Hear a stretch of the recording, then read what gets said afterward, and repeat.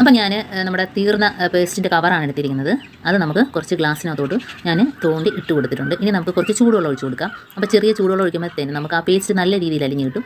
എന്നിട്ട് നമുക്ക് ആ കവറും കൂടെ അതിനകത്തോട്ട് മുക്കുമ്പോഴത്തേന് ആവശ്യത്തിനുള്ള പേസ്റ്റ് നമുക്ക് അതിനകത്തുനിന്ന് കിട്ടിയിരിക്കും. ഉണ്ടോ?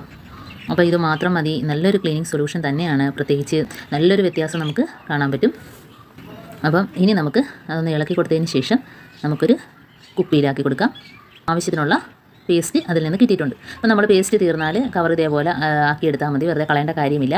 ഇനി നമുക്ക് ഇതേപോലെ ഒരു സ്പ്രേ ബോട്ടിലിനകത്തോ സാധാ കുപ്പിയിലോ ഒഴിച്ചിട്ട് നമുക്ക് എവിടെയൊക്കെയാണോ നമുക്ക് ക്ലീൻ ചെയ്യേണ്ടത് ആ ഭാഗത്തെല്ലാം ക്ലീൻ ചെയ്തെടുക്കാം. അതുമാത്രമല്ല ഇതുണ്ടോ കട്ട പിടിച്ച് കിടക്കുന്നതെല്ലാം നമുക്ക് കൈവച്ച് ഇതേപോലെ നാക്കി കൊടുക്കാൻ മതി, അലിഞ്ഞ് കിട്ടും. പിന്നെ ഇതേപോലെ ഫ്ലാസ്ക് നമ്മൾ ഇതേപോലെ കുറച്ച് ടവലിനകത്ത് ഒഴിച്ചിട്ട് അതിൻ്റെ പുറം ഭാഗം മൊത്തം ഒന്ന് തുടച്ചെടുത്താൽ മതി. നല്ല രീതിയിൽ നമുക്ക് വെട്ടിത്തിളങ്ങും. കണ്ടോ? അപ്പം ഇതിൻ്റെയൊക്കെ പേസ്റ്റിൻ്റെ ഗുണം നമുക്ക് അറിയാൻ പറ്റും. കണ്ടോ? അതേപോലെ തന്നെ ഫ്ലാസ്കിൻ്റെ ആ മുകൾ ഭാഗത്തൊക്കെ നമുക്ക് ചായയൊക്കെ ഒഴിക്കുമ്പോഴത്തേനാണെങ്കിലും അതേപോലെ വെള്ളമൊക്കെ ഒഴിക്കുമ്പോഴത്തേനാണെങ്കിലും അതിൻ്റെ പുറം ഭാഗത്തെല്ലാം പുള്ളിക്കുത്ത് പോലെ കാണും.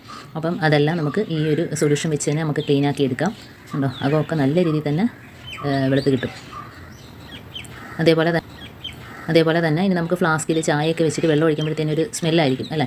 അപ്പം ആ ഒരു സ്മെല്ല് മാറുന്നതിന് വേണ്ടിയിട്ട് നമുക്കതിനകത്ത് ഒരു ന്യൂസ് പേപ്പർ അതിനകത്ത് ഇട്ട് കൊടുക്കാം. അപ്പോൾ ചെറിയ ചെറിയ പീസാക്കുമ്പോഴത്തേനും അതൊരു പാടായിരിക്കും വെള്ളം ഒഴിച്ചിട്ടൊക്കെ എടുക്കുന്നതിന്. ഇതാകുമ്പോൾ നീളത്തിൽ നമുക്ക് ഇതേപോലെ ഇട്ട് കൊടുത്താൽ മതി. എന്നിട്ട് ഒന്ന് അടച്ചു കൊടുക്കുക. അപ്പോൾ ആ ഒരു സ്മെല്ല് മാറിക്കിട്ടും.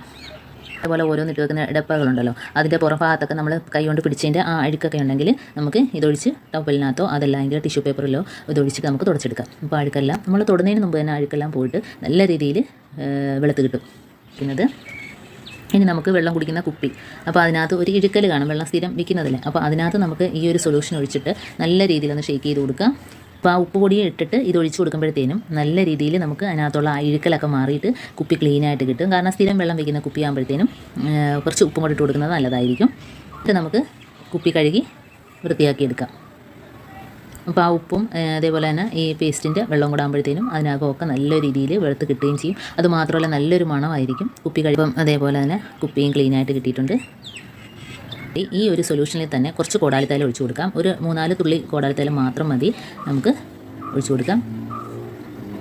കാരണം ഇതിൻ്റെ ഒരു സ്മെല്ലടിച്ചിട്ട് ആ ഭാഗത്തൊന്നും പലയിലൊക്കെ നമ്മൾ സ്പ്രേ ചെയ്ത് കൊടുക്കാം. നമുക്ക് ആ ഒരു ശല്യം ഒഴിഞ്ഞ് കിട്ടും. അപ്പോഴത്തേനും നമുക്ക് ഈച്ചയാണേലും അതേപോലെ തന്നെ ചിലന്തി, പല്ലി, ഇങ്ങനെയൊക്കെയുള്ള ചെറിയ പക്കികൾ ഇതെല്ലാം ഈ ഒരു സ്മെല്ലടിച്ചിട്ട് ആ ഭാഗത്തോട്ടേ വരത്തില്ല. അതാണ് നമ്മൾ ഈ കോടാലിത്തൈലം ഒഴിച്ചു കൊടുക്കുന്നതിനുള്ള ഗുണം. നമുക്ക് നല്ലൊരു മണം കിട്ടുന്നവരെ നമുക്ക് ഇതിൻ്റെ അളവ് കൂട്ടുകയും ചെയ്യാം. നല്ലൊരു മണം കിട്ടണം. കാരണം ആ ഒരു സ്മെല്ലടിച്ചിട്ട് വേണം ഇതെല്ലാം ഓടിപ്പോകാൻ. ഉണ്ടോ? ഇപ്പം ഞാൻ ആ പല്ലിയൊക്കെ ഇരിക്കുന്ന ഭാഗത്തെല്ലാം ഒഴിച്ചു കൊടുത്തിട്ടുണ്ട്.